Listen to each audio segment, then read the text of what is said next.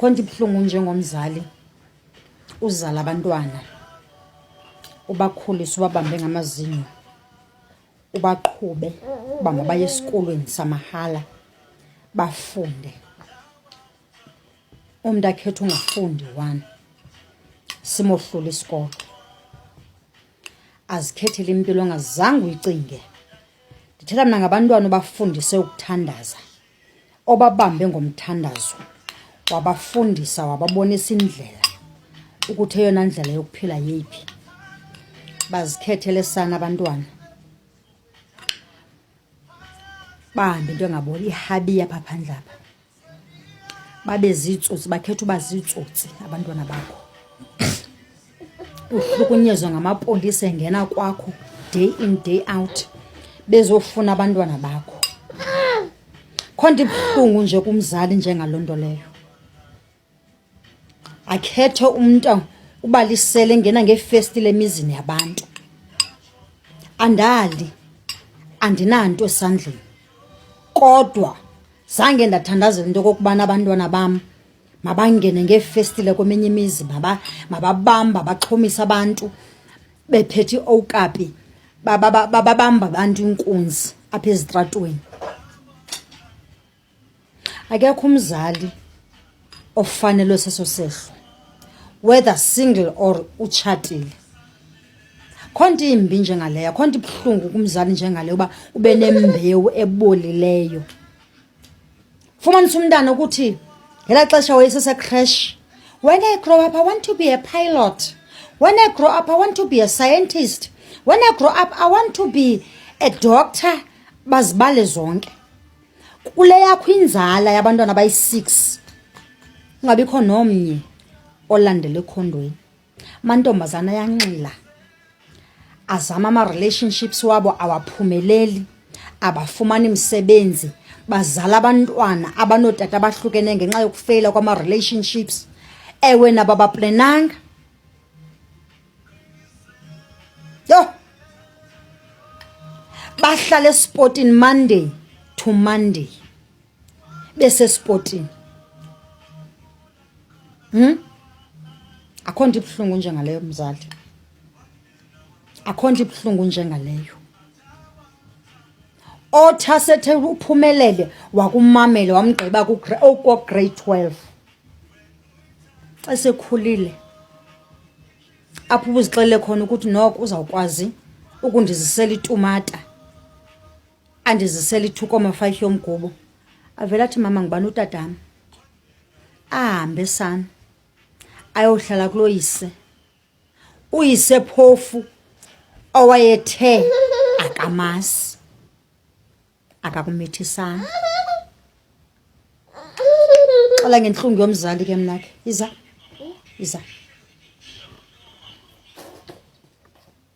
ndokuxela ngentlungu yomzali ke mnake. Ube namaphupho, thandazela abantwana bakho, baske batsho mntakabawo, ungabikho nomnye oyibamba imfundiso yakho kwaba bantwana bakho. Xeba lo mzali omnye athe sephumelele ahambe afumane ibhazari, ampasa u-12 afumane ibhazari, afundiswe ngu-NSFAS okanye agraduate, asuke apho mntakabayo ayothandana nentombazana. Akuyongxaki uthandana, intombazana athandana nayo ivele ithi uligqwirha. Mntana lo umkhulu usumbambe ngamazinyo umthandazele, akholele ukuthi nyani uligqwirha. Yo, bakushiye sana kulo mkhukhu, kwelo tyotyombe, bakushiye nana bayophila kuma-suburbs. Ngazi ubone nditsho neCheckers le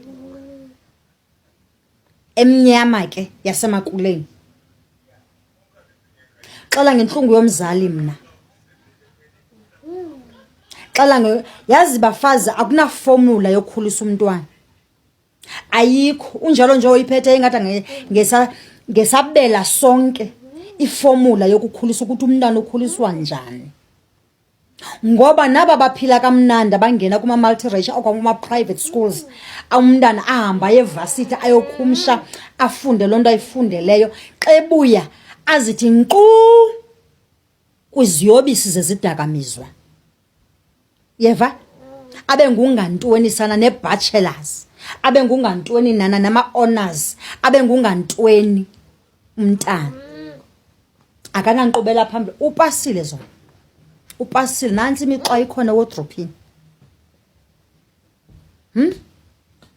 ha antywile zontywili kuziyobisa umntwana akanamva kanamphambili ulihobo nje hobo ndithanda umntana mna omkhulu usuthandaza ndithethe mna nje ngomzali nje obenqoqonqoqo nje ebambeyeka phana umzali obeyazi ukuthi ndizele athandaza avuke ngo3 avuke ngo5 ethandazela abantwana bakhe ukuthi baphumelele enethemba lento okubana xa begqiba ukuphumelela abantwana naye noko bazambeka endaweni engcono njengomzali suka abantwana sana ndixelele yo inhlungu yomzali ihlebele inhlungu yomzali uyabona wena mzali uba ngabana umntana akho ukumamele waphumelela futhi wakuhoye ekukhuleni kwakhe wenza lanto sithi black tax ubabalwe uhluthi ubabalwe mzali bulela uThixo zintsikelelo zikaThixo ezo ebobulumko bakho ubabalwe wena uxela ke mna ke ngokukhulisa inhlungu yomzali senethemba sesixela ukuthi ndawela kwenzeke ntoni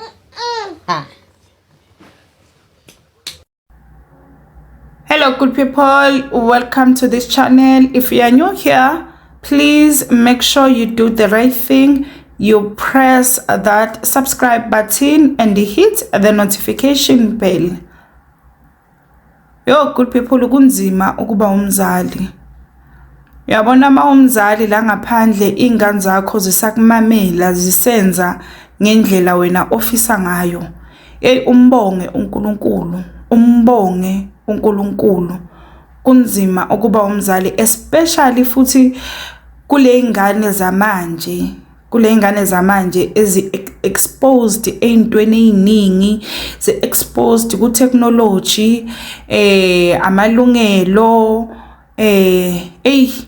zivokali kuningi nje kunzima kuba umzali Nkosi yami.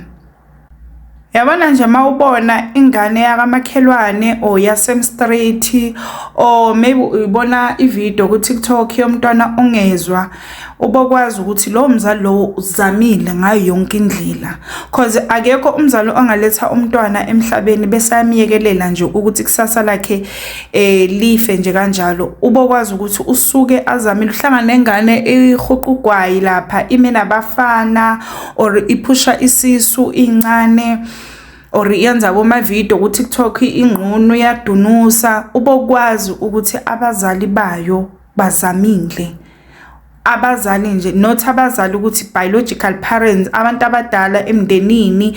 It can be an uncle, it can be an auntie, brother, cause siyazi ukuthi baningi abantwana abayintandane la ngaphandle. So ubokwazi ukuthi umndeni wakhe usuke uzamile ungamhleki lo mntwana lowo or ungambuki lo mzali lowo njengesehluleki. Abantwana abamanje kunzima ukubaphatha. Parenting is not easy nowadays. Good people, please comment below. Tell us what do you think about this video. Don't forget to like, share and subscribe. Kulungile, bye. See you on the next one.